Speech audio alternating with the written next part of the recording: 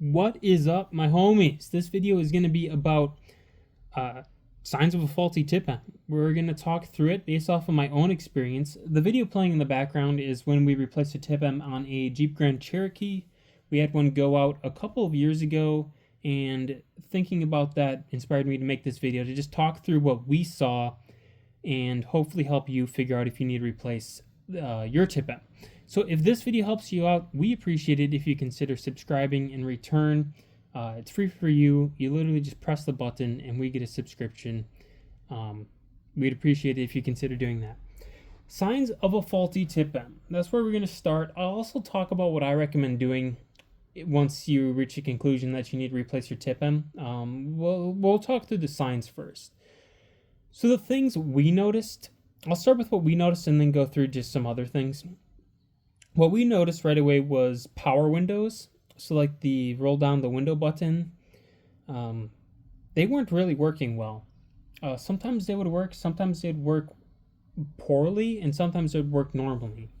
So it was kind of intermittent, the power windows. And that going up and down, all of them, I've heard of even sunroofs acting in the same way, power sunroofs. Another thing we noticed was door locking.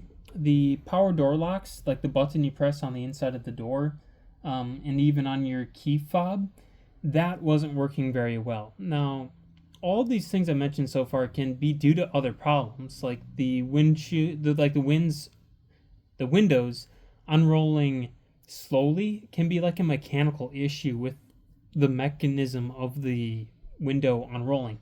So you certainly have to consider that, especially if it's just a one-off, it's just the one window. And the same thing with door locking, like if it's just one door that's not locking properly, well, maybe it's just a problem with the locking mechanism of that one door. But if the whole thing's generally mixed up and it's intermittent, that's where you should be clued into the faulty TIPM, not when it's just a one-off situation. And if these problems are stackpiling, like you have bad windows, you have a sunroof that's not working, and your locks aren't working, that's another clue too, that since it's multiple issues, it could be the TIPM. Another thing that I've heard of other people, and we were asked about too, was just starting issues of the car. Does it start always right away? Does it feel like the fuel pump's priming properly? And also engine stalling. We did not have any problems with engine stalling. I can remember some harder starts, but it was also colder out, and sometimes that happens because of that, so that wasn't an initial thought of ours. But starting issues in engine stalling. Anything that really functions on a button or a switch or a knob are things to look at. So another thing that we noticed was the air conditioning, just the fans and temperature control in general. Now, certainly, air conditioning not working can be a problem with the actual air conditioning unit. I mean, you have like air conditioning fluid in a pipe that circulates, and that's how you get your air conditioning. So that could be low. So that's certainly something to check. But if you have general problems with temperature control and the fans not working properly, and it's maybe has a random pattern to it, that's when you should be clued into the faulty TIPM. So in general, it's important to check the other causes of things. I just mentioned air conditioning fluid could be low. The actual individual locking mechanism of a door could be low. If one fan isn't working somewhere, maybe it's just that one fan is the problem. But if you have all these random little problems stacking up, clues you into the TIPM. Another thing could be lights, because those function on switches and knobs, and ultimately their signal passes through the TIPM. Of course, if you have like just one light bulb burning out every now and then, maybe it's a problem with that one socket. If you have light bulbs burning out kind of frequently, like maybe every other month or so a light bulb burns out, maybe there's a different problem, like the alternator's voltage regulator, or maybe all of your ground wires are snapped off, and since the electrical circuit of the car just isn't grounded properly, you're burning out Light bulbs, that can certainly be a problem too.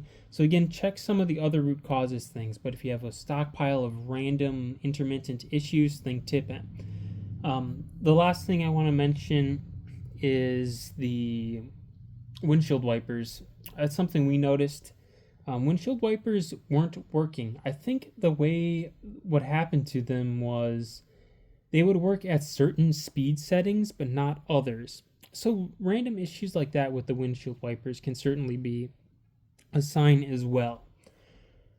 Now, when it comes to actually replacing the TIPM, the way the TIPM functions, might as well mention this, is it's just a general, like the main electrical hub of the car. So it acts as like a fuse box and a relay box kind of combined, and generally just works as a electronic control module, kind of like the main electrical hub of the car.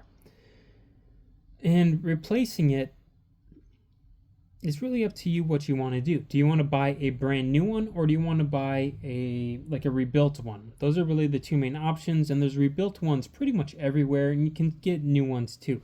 The main thing is price. Now, I can't tell you what the price difference is. You'll have to look that up for your car specifically. However, what I recommend is buying a rebuilt one. And this is because the odds are the rebuilt one's breaking again is kind of low. And if there's an underlying issue that caused your TIPM to break, the new one's also going to break, and the rebuilt one's going to break again if there's an underlying issue that's breaking the TIPM. So it doesn't really matter which one you buy in that situation. However, the price of the rebuilt one plus the price of someone to take a look at it if it is messed up and not working right is probably going to be cheaper than the total price for the new one. In our case, we bought the rebuilt one, and it ended up being that there was a fuse switched around, and it caused something wrong with the blinkers. I forget if the blinkers were backwards or turning on the brights turned on the blinkers. It was something weird like that. We had no idea what was going on, but we knew it had to be the TIPM that we just put in because it was a new thing that happened after we just put in the TIPM. We took the TIPM into a shop. The guy looked at it for a day, and he was like, yeah, this one was switched around. I found it.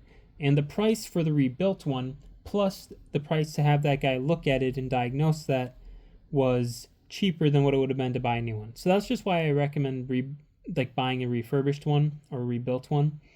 Just my personal preference there. But if you want the peace of mind of having a brand new TIPM in your car, certainly just buy the new one. I mean, it's gonna work either way for you. Anyways, we hope this video helped. If you have any questions, if you have any comments, put them in the comments. Thank you all for watching. See you later.